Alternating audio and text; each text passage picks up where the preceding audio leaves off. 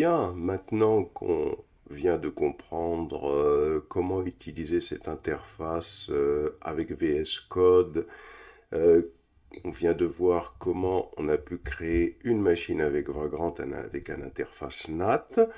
On va créer une machine avec Vagrant avec un interface Ostendly comme on l'a fait manuellement tout à l'heure.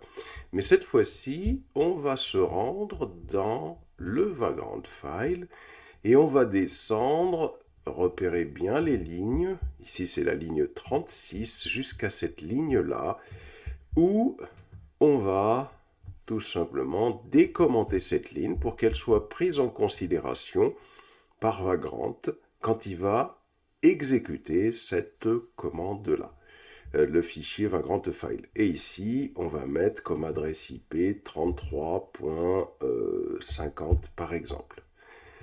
Donc, ça va permettre de créer une interface de type Ostendly sur notre machine. Alors, bien évidemment, le choix de la... Alors, on va faire 56, puisque je crois que tout le monde a la 56. Hein. 56.50. Alors, ici, bien évidemment, hein, le choix de cette adresse IP, nous l'avons fait en fonction des interfaces virtuelles que nous avons dans Network Manager. On a le 192.168.56.1 ici.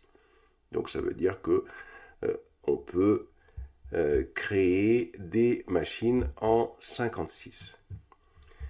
Une fois qu'on a fait ça, on sauvegarde. Alors pour sauvegarder deux solutions, soit vous cliquez dans le fichier Vagrant File, vous faites un CTRL S, et vous devez vérifier que c'est sauvegardé. On a une croix ici. Hein. Imaginons par exemple, tiens, je mets autre chose ici.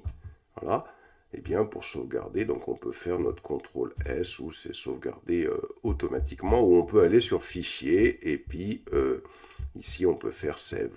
Voilà, tout simplement. Alors si je veux fermer le terminal, bah, il suffit plus. Je n'ai plus qu'à faire, je clique sur la croix par exemple pour fermer ce terminal. Pour réouvrir un autre terminal, je peux aller sur Terminal et je peux venir ici sur New Terminal.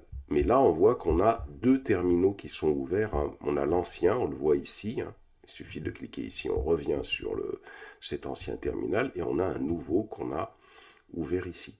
Donc si je veux supprimer ce nouveau terminal que j'ai ouvert, je clique sur la petite corbeille ici.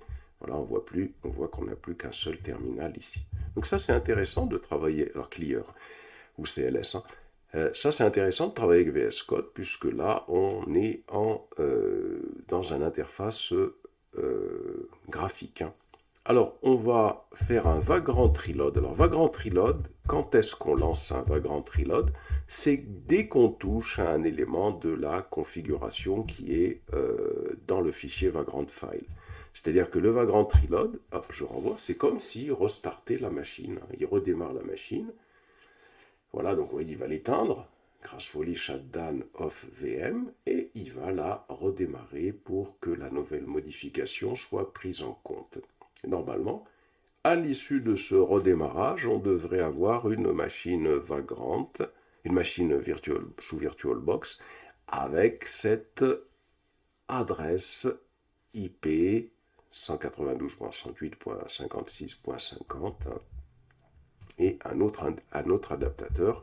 On regarde ici, voici notre Debian 12, voici on a bien un autre adaptateur qui a bien été rajouté à notre machine.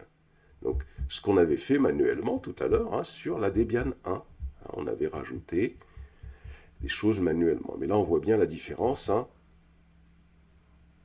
Là tout est fait de manière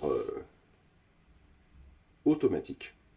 Donc là on patiente un petit peu, qui nous donne la main. En même temps, on peut aller voir un peu ce qui se passe. Hein.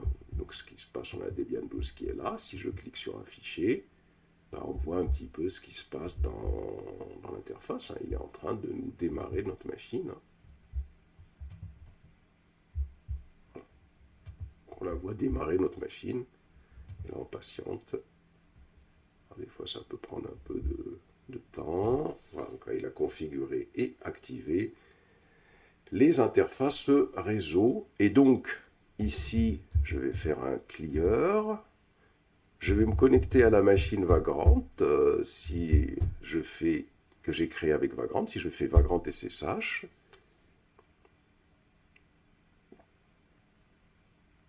voilà, je suis sur la machine. Si je fais IP à DDR pour voir les interfaces, alors je peux agrandir le terminal qui est ici. Eh bien, je constate bien que j'ai bien 192.168.56.50 qui a été attribué à cette interface 2 de notre machine Debian 12. Alors, on peut aller voir ça directement. Hein. Je peux cliquer sur cette machine Debian 12 que j'ai créée avec Vagrant. Je clique sur Afficher. Et là, quand je clique sur Afficher, je me retrouve sur la machine que j'ai créée avec Vagrant. Le logging, c'est Vagrant. Attention, c'est du QWERTY. Vous voyez, donc regardez, c'est VQGRQNT. Donc ça veut dire que il ne faut pas se tromper, il faut faire un VQGRQNT. Pour que ça fasse le A, je tape sur la lettre Q. Je valide. Et le mot de passe, même chose, c'est du Vagrant. Mais il ne faut pas oublier que le clavier est QWERTY. Donc VQGRQNT.